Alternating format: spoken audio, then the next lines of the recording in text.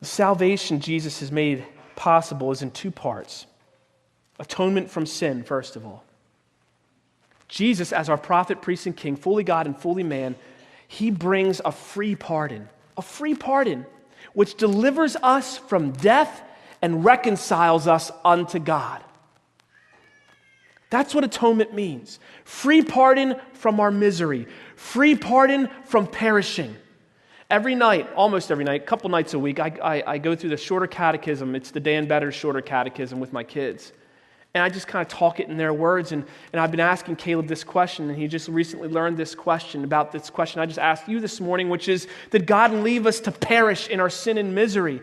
And on the way home from school the other day, Caleb said, I remember when I answered that question? I've been thinking a lot about that question, about how God did not leave us to perish. He must really love us.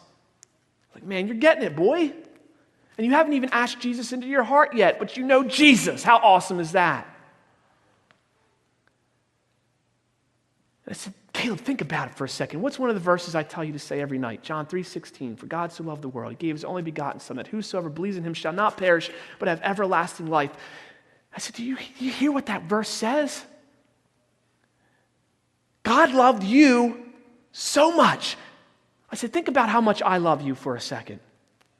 How much does Daddy love you? To the moon and back. That's from a book. I didn't get that, but to the moon and back. I said, Caleb, I would never, ever, ever give you up so somebody else could live. Never. Many could die before I allow that to happen. Call me a sinner, I'm just telling the truth. I said, because I love you so much, but here's an even greater love than this.